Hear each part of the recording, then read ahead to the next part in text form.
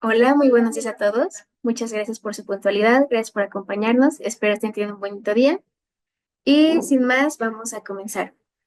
El día de hoy, nuestro panelista es el doctor Diego Ramírez. Tiene más de 20 años de experiencia en temas de nóminas, sueldos y relaciones públicas, perdón, relaciones laborales. Estudió contaduría pública y realizó un doctorado en recursos humanos.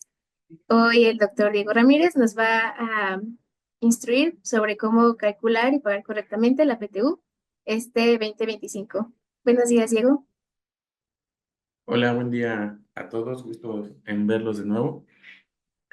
Eh, Vamos a empezar con este espacio informativo, espero que ahí me estén escuchando bien, este, sobre el tema de la PTU, qué ha cambiado desde la reforma del 2021, si hay nuevos criterios o no. Pues bueno, es lo que vamos a estar viendo en este espacio.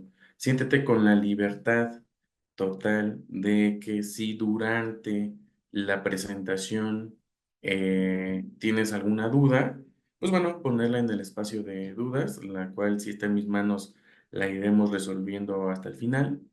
O bien, si quieres apuntar la duda hasta el final de la charla que vamos a tener, pues también, si está en mis manos, te la resuelvo. Si no, pues bueno, no te preocupes, en el transcurso del día lo consultamos con nuestros expertos y pues bueno, regresamos y te damos una respuesta a través del correo que nos hayas dejado en el cual estás unido a esta sesión, ¿sale?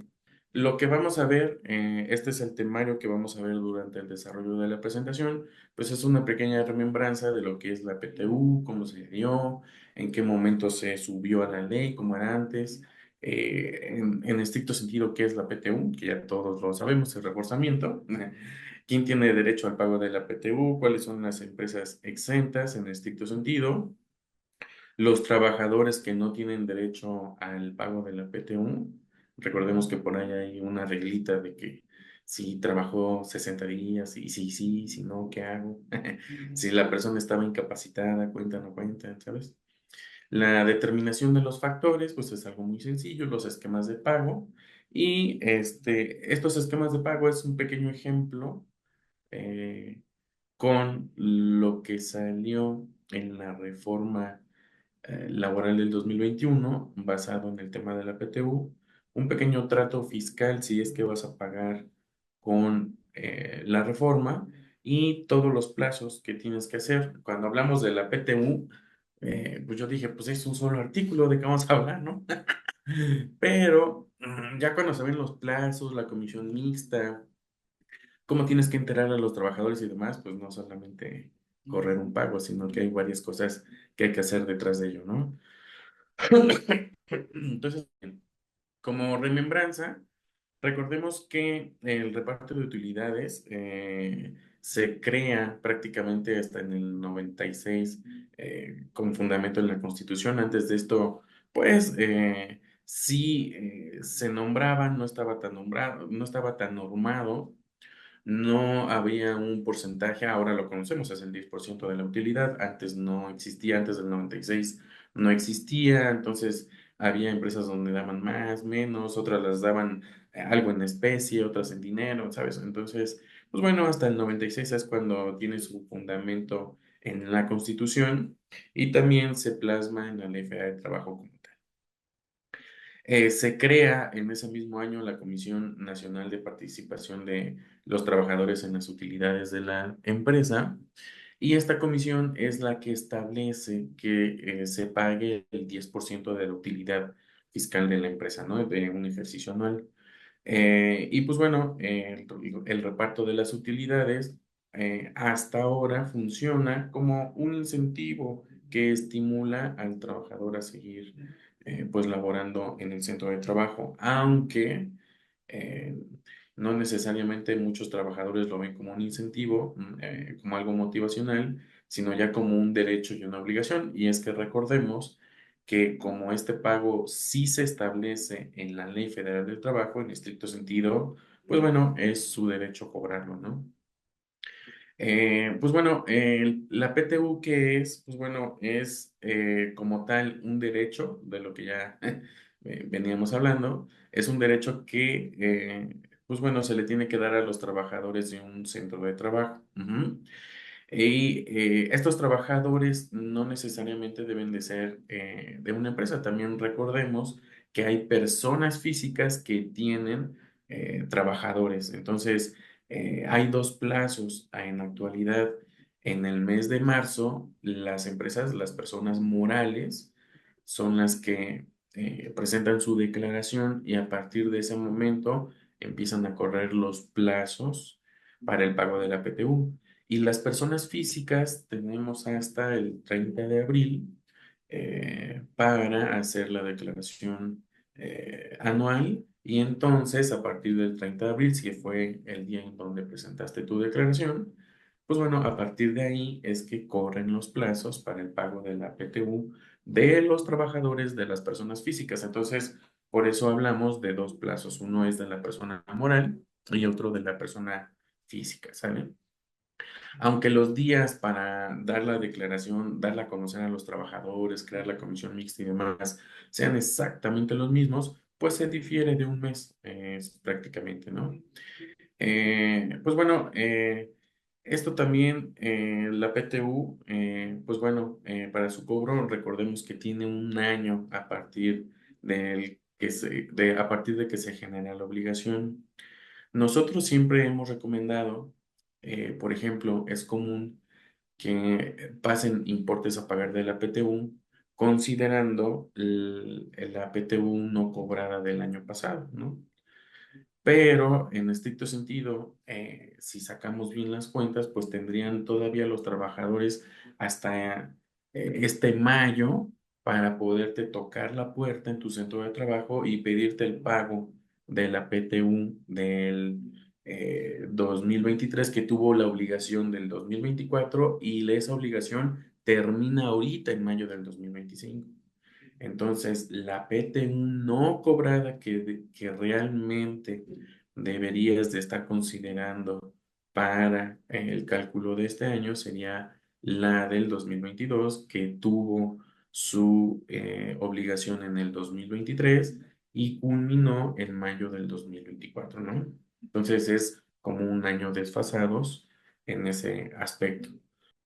Como tal, pues bueno, ¿quién tiene derecho al pago de las utilidades? Pues bueno, en estricto sentido, todos aquellos trabajadores que se encuentren al servicio de uno o varios patrones, ahí sí no hay discriminación. Lo vamos a ver ahorita durante la presentación, y cuál es el único requisito, que por lo menos la persona haya laborado más de 60 días, ¿no? Con 60 días, listo. Ahora, esos 60 días no son a fecha, ahora sí que cabalmente cumplida. Si la persona entró el 1 de febrero y se fue por ahí de mayo, algo así, y tú haces la cuenta y dices, bueno, son 60 días, sí, pero si la persona faltó, te pidió permisos y estos están registrados en las nóminas, pues bueno, disminuyen los días trabajados y entonces ya no trabajó los 60 días, ya tiene a lo mejor 55, 57, 52 días y en este sentido ya no tendría derecho al pago de la PTU, ¿sale? Pues bueno, ¿quién también tiene derecho? Todas las madres y padres que están en periodos de incapacidad temporal y que trabajen. Aquí es importante hacer mención. Aquí no es como cualquier otro pago. Eh, las personas que están en una incapacidad por maternidad, sabemos bien que esta incapacidad dura 84 días. Si resulta que ahorita que tenemos la obligación de pagar el PTU, tenemos a personas que están en esa incapacidad por maternidad, que está en tránsito, entonces, en estricto sentido, sí tienes la obligación de pagarle la PTU. Ujú. No es como cualquier otro pago, como el sueldo, por ejemplo. Nosotros siempre recomendamos, si una persona está incapacitada, no le hagas absolutamente ningún pago. ¿Por qué? Porque entonces se presume que la persona está laborando y está recibiendo un ingreso aparte del de su incapacidad que ya cobró. Y ahí sí puedes meterte en un problema con la Secretaría del Trabajo. Sin embargo, con el pago de la PTU, ese sí es muy claro y te dicen si la persona está de incapacidad de maternidad, pues bueno, también tiene derecho a que se le pague, ¿no? Recuerden también que hay algunos estados donde los padres, cuando hacen adopción de algún bebé, tienen un periodo también de incapacidad que se les da por parte del seguro y un permiso que también abarca por parte de la empresa hacia la persona que está haciendo la adopción del infante. En esta situación, también a esas personas, si se cruza en el pago de las utilidades, también hay que darles su pago sin ninguna discriminación de que cuando regresan se les paga. Ahí sí es, si estaban en tránsito de incapacidad de maternidad o de adopción, adelante, ¿sale? Los trabajadores eventuales, siempre y cuando su periodo laboral haya sido por lo menos de 60 días trabajados. No son 60 días naturales, son 60 días trabajados. Es decir, días naturales menos faltas, permisos, incapacidad de enfermedad general y algunos otros permisos que tengan directamente ustedes en su centro de trabajo. Pues bueno, esto, pues... no tendrían derecho a pago. Y si la aritmética te lleva a que tienen de 60 días para arriba, pues entonces eso sí les corresponde pago y sí toca que se contemplen dentro del reparto de las utilidades. ¿Sale? Recuerda también que es muy importante incluir a los ex empleados, los empleados que también ya fueron baja, y debes de considerarlos con el mismo criterio. Los trabajadores que fueron baja durante el ejercicio 2024 y lo que va del 2025 con fecha de ingreso del 2024, hay que sacar su aritmética en días trabajados para ver si también, pues bueno, tienen por lo menos 60 días trabajados. Si cumplen con ese requisito, entonces también los tienes que considerar en el pago de las utilidades. Solamente que con ellos es un poco distinto porque en mayo pagas a los trabajadores activos, regularmente las empresas, en junio es cuando empiezan a pagar al personal que está en estatus de baja porque dan a conocer algún tipo de proceso. Es que la persona tiene que ir al centro de trabajo, toca la puerta o con quién se dirige para pedir el pago de las utilidades. O, por ejemplo, hay algunas otras empresas que piden todos los cálculos y sacan pagos referenciados y nada más cuando la va la persona los entregan. En fin, es diferente la administración de cuando las personas son baja, están en estatus de baja y pagan, ¿no? Otros, por ejemplo, sacan la notificación en el periódico, eh, notifican por estrado que sacan en el periódico de la empresa, fulanita de tal día informa al personal que no está activo, que va a entregar las utilidades tal día, tal hora, tal, ¿no? Y es ahí cuando hacen la notificación y pues bueno, entonces es dependiendo mucho del centro de trabajo, cómo quiera hacer ese proceso para que bueno, pues bueno, los trabajadores que están en baja cobren su derecho al PTU, ¿sale? Ahora vamos a ver qué empresas están exentas de pago. Por ende, por ende, las empresas que no tienen utilidades, que en su declaración tienen pérdida fiscal, pues por ende, en pérdida fiscal no tienes PTU y pues no tendrías que hacer ningún cálculo de absolutamente nada, ¿sale? Empresas que no excedan de 300,000 pesos en el año tampoco tienen obligación de repartir PTU. Las empresas de nueva creación, recordemos que hace como un par de 7, 8 años se modificó la ley para las empresas de nueva creación durante su primer periodo, su primer año, estaban exentas de pagar el PTU porque en estricto sentido necesitan seguir invirtiendo para arrancar bien el negocio y sustentar la fuente de empleo. Pero el segundo año ya tienen la obligación siempre y cuando hayan tenido utilidad fiscal. En las empresas de la industria extractiva, ejemplo, las petroleras, las mineras, las de minerales, exploraciones y demás, ellas, pues durante su año donde están,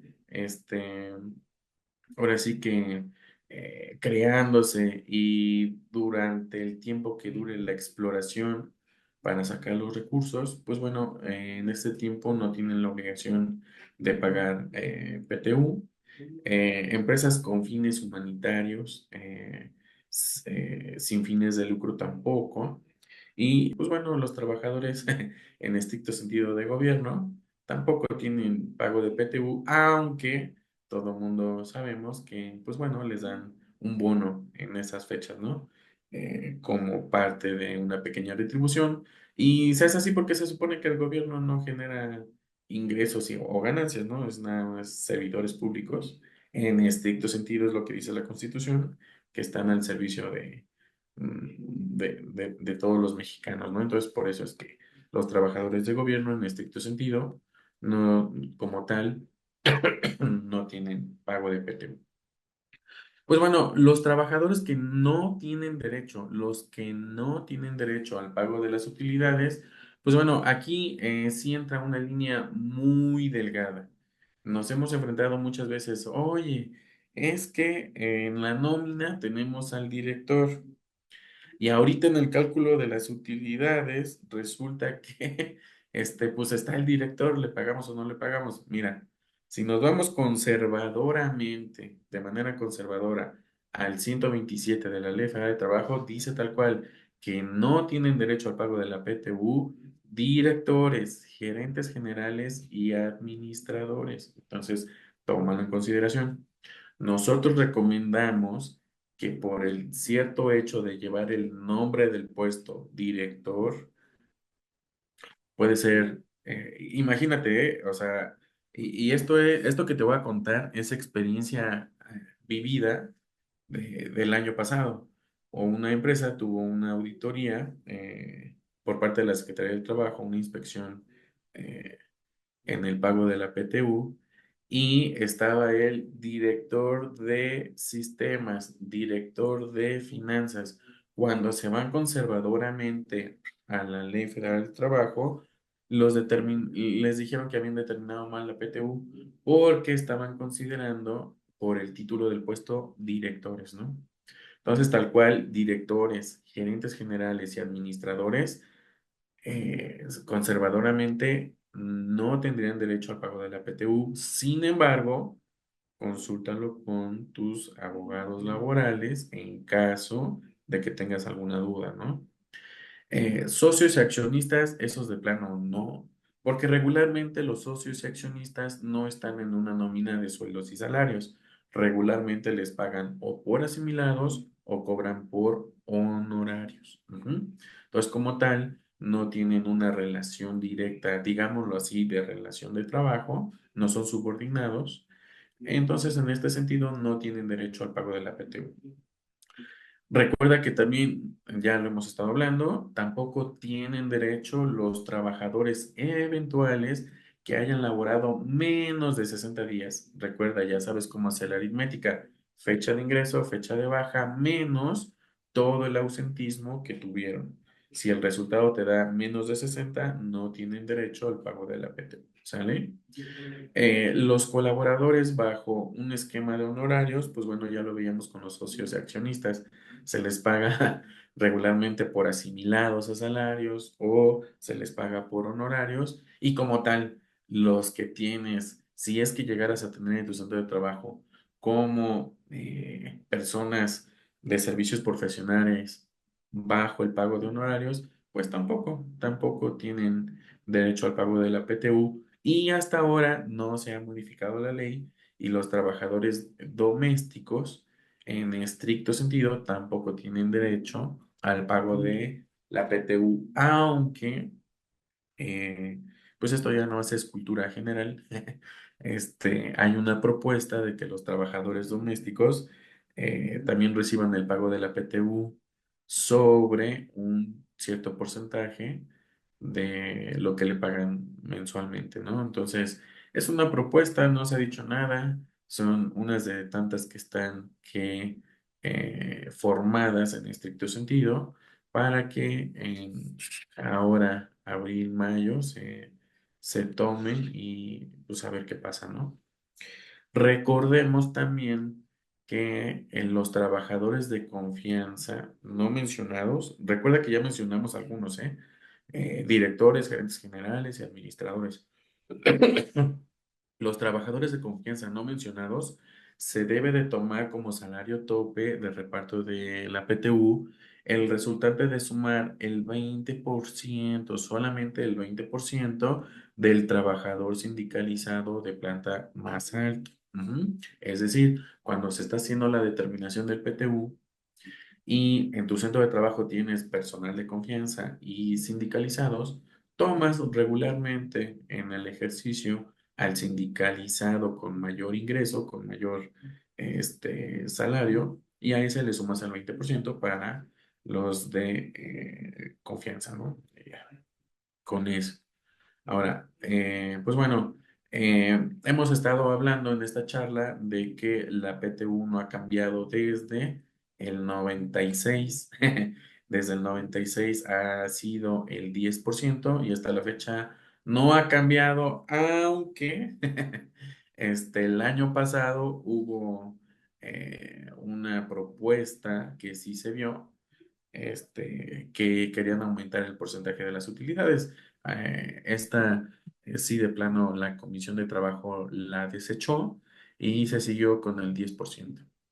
Entonces, cuando nosotros obtenemos el 10%, ahorita lo vamos a ver en un pequeño ejercicio numérico aquí en la presentación, pero cuando nosotros tomamos el 10% de la PTU, vamos a decirlo así, el 50% o el 5% se va para la determinación de PTU sueldo y el otro 50% o 5% en este ejemplo se va para la PTU de sueldo, ¿no? Uno es de días y otro es de sueldo. Y pues bueno, recuerda que para sacar la parte de días, debes incluir incapacidades temporales por riesgos de trabajo y las de maternidad. Esas sí se toman en cuenta, sí suman como día trabajado. Las vacaciones y los días festivos también. Días festivos, ahí hay una pequeña tecnicidad. Cuando son días festivos plenamente de la Ley Federal del Trabajo, sí se toman en cuenta tal cual. Cuando son días, vamos a llamarlo así, festivos, pero porque los tienes contemplados en tu contrato colectivo, es decir, que lo tengas ya pactado y esté registrado en el contrato con el sindicato, también se toman en cuenta. Si son días que tú en tu centro de trabajo le llamas festivos, pero no tienes sindicato, no están en la ley, entonces esos pues, no se toman en cuenta, ¿va? Como recomendación, descansos obligatorios semanales, que son los sextos y séptimos días, sí se toman en cuenta, los permisos con goza de sueldos, evidentemente, y permisos contractuales, ¿no? Y de la parte de sueldos, pues bueno, recuerda considerar evidentemente sueldos, tiempos extras, aguinaldos, primas, incentivos, premios, es todo lo que resulte de sueldo, ¿sale? Bueno, ahora estoy cambiando de diapositiva. Esto ya viene con un ejercicio un poco más técnico, ya más numérico. Seguramente ya todos lo dominan, pero vamos a hacer un pequeño reforzamiento. Vamos a partir del ejemplo, este es un ejemplo, vamos a partir del ejemplo de que vamos a repartir 300,000 pesos de PTU. Dijimos que el 50% lo vamos a llevar a la PTU días y el 50% a la PTU sueldo, ¿sale? Entonces vamos a repartir 150,000 pesos en PTU días y 150,000 pesos en PTU por sueldo, ¿sale? ¿Y cuál es la aritmética? En este pequeño ejemplo, en la primera tablita, el trabajador uno laboró 365 días, el trabajador 2 360 días y el trabajador 3 320 días. La suma de todos los días trabajados nos da 1045 días. Entonces ahora, ¿qué es lo que debemos hacer? Pues es una pequeña aritmética, es dividir los días de la persona entre el total de los días trabajados.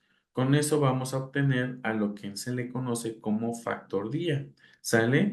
Y, por ejemplo, de la primera persona, su factor es de 0.3493, ¿sale? De la segunda persona, pues solamente elaboró 360 días, entonces su factor es de 0.3445. Y la tercera persona elaboró solamente 320 días. Entonces, en este sentido, su factor solamente es de 0.3062. Yo no estoy redondeando, o sea, solamente a cuatro decimales.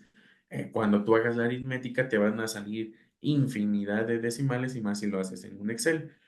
Siempre lo recomendable es que manejes dos decimales si quieres ser muy preciso, incluso porque el timbrado solamente te acepta dos decimales, pero en la aritmética regularmente manejamos cuatro, ¿no?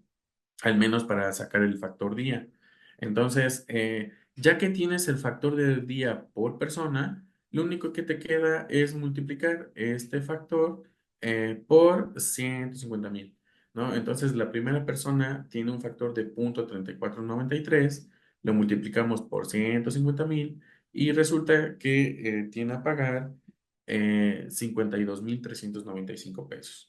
La segunda persona tiene un factor de 0.3445 por 150,000 y tiene una PTU por días de 51,675. Y la tercera persona tiene su factor de 0.3062 por 150,000, 45,930. La suma de todo el importe que determines por trabajadores te debe de dar lo que habías destinado, 150,000 pesos, ¿no? Y con eso tienes solamente la primera parte, que es la determinación del PTU por días. Y ahora es algo similar para sacar la PTU de sueldo. Solamente que aquí en la PTU de sueldo es un poquito más, un poquito más de detalle. Mira, por ejemplo. Considerando que el primer trabajador en este ejercicio tuvo un salario diario de 500 pesos por sus 365 días trabajados, resulta que, pues bueno, su sueldo anual es de 182,500. Yo aquí solamente lo hice sobre sueldo, pero recuerda que en el ejercicio real, esto porque es un ejemplo, pero en el ejercicio real me voy a regresar. Recuerda que debes de tomar tiempos extras, aguinaldos, primas, vacaciones, permiso con goce, premios, o sea, todo lo que le hayas pagado que sume al ingreso anual, ¿sale?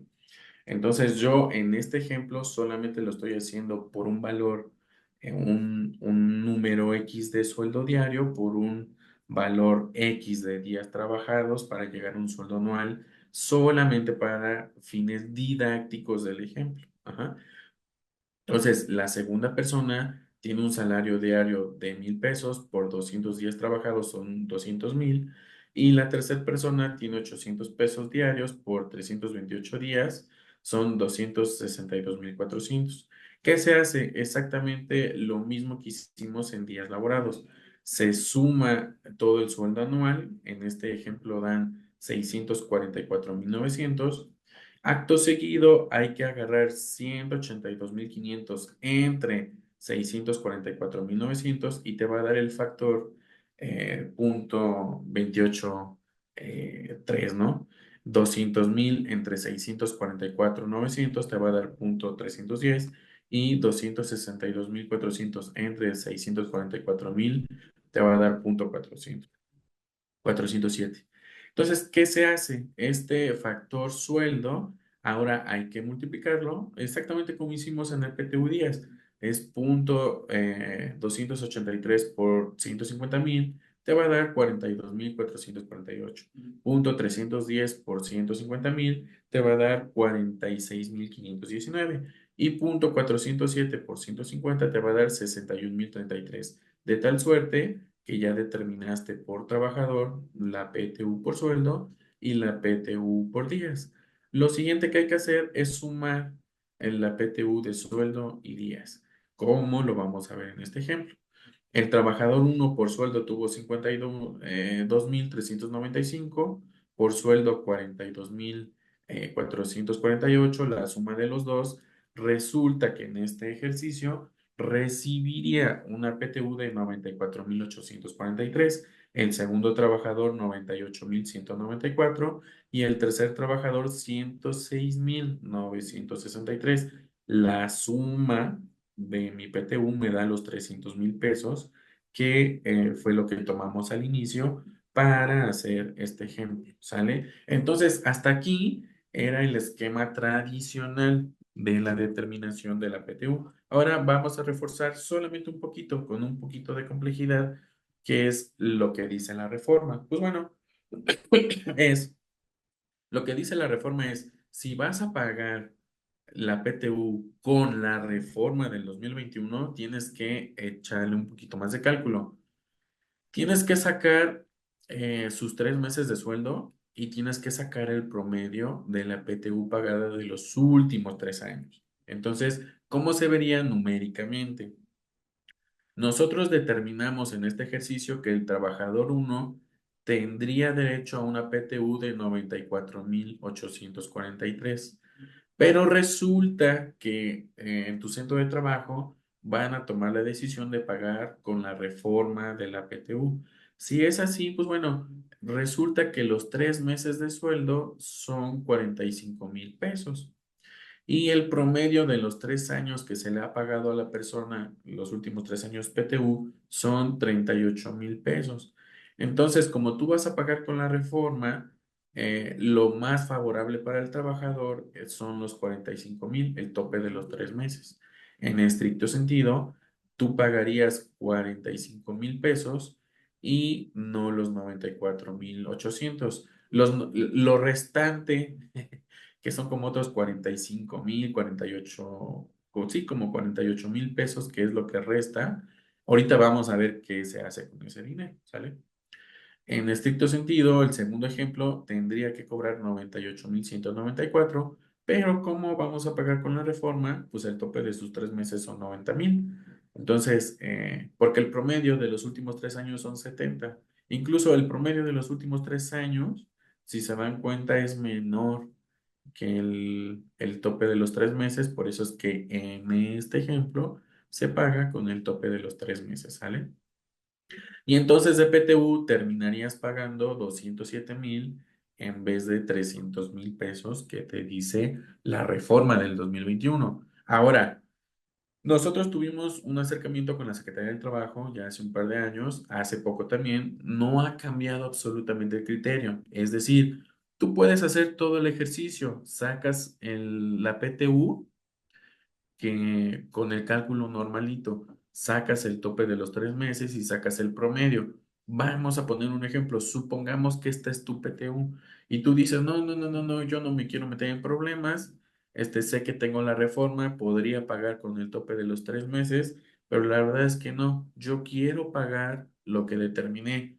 Bueno, si esa es la decisión que van a tomar en tu centro de trabajo, la Secretaría del Trabajo no está peleada, porque entonces es lo que todavía más le favorece al trabajador. En este sentido, entonces la Secretaría del Trabajo no vas a tener problema, tampoco estás haciendo algo malo porque es en favor del trabajador, simplemente estás tomando el criterio de pagarlo como normalmente se pagaba y no con la reforma del 2021. ¿Qué es lo que trajo la reforma del 2021? No es que te estés ahorrando una lana en el pago de la PTU. De entrada tal vez sí, porque pagas un poco menos, pero no es que ese dinero se lo quede la empresa y luego quién sabe qué pasa con ese dinero.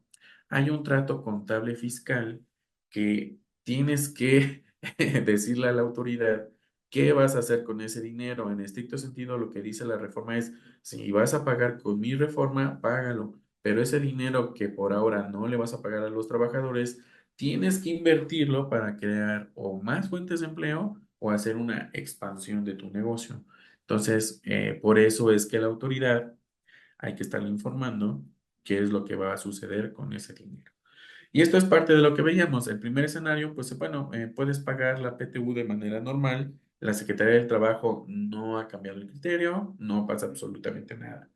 Si vas a pagar con los escenarios de la reforma laboral del 2021, lo puedes hacer, pero lo que sobra de la PTU, contablemente te la tienes que llevar a ingresos, no necesitas un CFDI por ingresos, no vas a pagar el 30% por ingresos no reconocidos de acuerdo al 33 de la contabilidad electrónica, pero si necesitas un visto bueno de tu contador o de tu auditor o del fiscalista o del despacho fiscalista que te ayude en estos temas, porque sí hay que hacer varias precisiones frente a la autoridad, porque tú en tu declaración determinaste una utilidad fiscal. De ahí estás haciendo un pago menor y ese dinero necesita reconocerse como ingreso y para alguna inversión. Perdón, se necesita reconocer como ingreso y se necesita invertir, ¿no? Entonces, en ese sentido, pues bueno, ten mucho cuidado con con lo que vayas a determinar y como sugerencia, siempre chécalo con un tercero y más si son tus auditores o los que te dan el visto bueno o si estás obligado a hacer dictámenes fiscales, también súper chécalo. Pues bueno. Ya como última etapa de esta presentación, recordemos que no solamente es determinar la PTU, pagarla y los empleados que son bajas y demás. Recuerda que hay que hacer varias cosas. Esta tablita la armé de acuerdo a los últimos días, ¿eh? O sea, es como si fuéramos buenos mexicanos, que hacemos todo hasta el final, justo así está desarrollada. Pero si tú lo hiciste antes o tu centro de trabajo lo hizo antes, pues nada más cuenta los días y vas a saber por aritmética sencilla cuándo son los últimos plazos. Por ejemplo, Eh, el ejercicio fiscal siempre se toma para estos casos del 1 de enero al 31 de diciembre. Siempre, siempre, siempre sale. Y en las fechas límites, pues son los 31 de diciembre del año vigente. Eso lo ven en el Código Fiscal. Aquí están los fundamentos. La presentación de la declaración, recuerda que para las personas morales se tienen los 3 meses siguientes. La fecha máxima es 31 de marzo. O sea, si tú eres, vamos a decirlo así, como en las primarias de los que son ñoños, así de cumplidos, pues a lo mejor hicieron la declaración de la empresa en febrero. Entonces, se recorren las fechas. Si como buen mexicano lo hicimos hasta el 31 de marzo, pues bueno, caemos en este ejemplo. Yo me fui, recuerda, a las fechas máximas. Lo que te dice el 86 del ISR es, tienes los 3 primeros meses, o sea, máximo el 31 de marzo. Tienes 10 días hábiles a partir de que haces la declaración para entregar la copia de la declaración a los trabajadores. Es decir, si presentaste la declaración de la empresa el 31 de marzo, tienes hasta el 10 de abril, o mejor dicho, tuviste hasta el 10 de abril para entregar la copia de la declaración a los trabajadores. Ojo, esa es entregar la copia, no es hacer la comisión, ¿sale? Esa es entregar la copia. Porque una vez que entregas la copia, tienes 10 días todavía adicionales justamente para crear la comisión. En este ejemplo es hasta el 20 de abril, ¿sale? Entonces, el 31 presentaste declaración, 10 días después entregas la copia de la declaración. El día que entregas la declaración, 10 días después, creas la comisión mixta, ¿sale? Y luego, una vez que se creó la comisión mixta, tienen 30 días hábiles a partir de que se entrega la copia de la declaración, que en esta fecha es hasta el 23 de mayo, para revisarla con todos los trabajadores, ¿sale? Recuerda, aquí es donde nace el fundamento. El plazo para pagar las utilidades son como máximo 60 días siguientes a la fecha en que se presentó la declaración. En este ejemplo, la declaración se hizo el 31 de marzo, por lo cual 60 días siguientes sería que tenemos hasta el 30 de mayo para pagar la PTU. Esto lo encuentras en el 22, párrafo 7, 21 y 22 de la Ley Federal del Trabajo. Ahora, si tú fuiste una empresa que presentaste la declaración el 15 de marzo, cuenta a partir del 15 de marzo 60 días para el pago de la PTU. Si la presentaste en febrero porque tenías todo súper bien y demás, está muy bien. Solamente cuéntale 60 días más para el pago de la PTU. Ya no es hasta el 30 de mayo, ya se te recorren los días, ¿no? Es lo único que sucede. Y, por ejemplo, en caso de que los trabajadores tengan alguna objeción, que no estén de acuerdo con la declaración y demás, pues bueno, ellos tienen 60 días hábiles a partir de que les diste la declaración para quejarse de que no están de acuerdo, ¿no? Con la declaración. Pero el no estar de acuerdo no quiere decir con que, ay, eso es lo que me van a dar, no estoy de acuerdo. No, la ley se refiere a que no están de acuerdo porque pueden ver algún número adulterado, algo que diga la declaración que hicieron inversión o así, que realmente no sucedió. Entonces, en ese sentido, sí pueden quejarse con la autoridad y ellos tendrían hasta el 4 de julio, es decir, tú haces el pago de la PTU, pero ellos tienen hasta julio para quejarse, luego la autoridad define y probablemente venga, dependiendo cómo se desahogue el caso, un recálculo de PTU, dependiendo cómo salga, ¿no? Pero pues bueno, en estricto sentido, ese es todo el caminito que hay que hacer con las autoridades para dar cumplimiento al PTU. No es solamente crear la comisión, es que tienes 10 días para darla después de que hiciste la declaración. Si no lo hiciste, bueno, por lo menos ya créate la comisión. Si tampoco lo hiciste y ya se te pasó la fecha, bueno, entonces hazlo. Estás en momento de autocorregirte en caso de que no te haya todavía llegado alguna inspección por parte de la autoridad. Y pues bueno, de mi parte, esto es todo en esta charla de la PTU. Ojalá haya sido de tu agrado. Sé que pues bueno, muchas cosas probablemente ya las sabías, pero bueno, en este sentido, pues es un pequeño reforzamiento para los que ya sabían, para los que no, ojalá pues haya sido algo informativo y que te lleves algo, ¿no? Y pues bueno, viene el espacio de preguntas y respuestas en caso de que las haya, ¿sale? Muchas gracias, Diego, por los ejemplos, por la remembranza y por compartirnos las fechas y plazos límite para cumplir con la norma. Sí tenemos preguntas y podemos comenzar con María Guadalupe, que nos pregunta si las mamás adoptantes tienen 42 días de permiso y los papás adoptantes 5 días. Sí, en ese sentido, fíjate que la ley no se ha reformado, lo puedes encontrar en el 132 de la Ley Federal del Trabajo y pues ahí vienen los plazos para dar a los que adoptan, ¿no? Ahora sí que a sus infantes y los permisos paternales también. Gracias. También en el chat nos pregunta Carlos Saucedo, ¿cuál es el motivo de que en mayo se pague a empleados activos y en junio a empleados inactivos?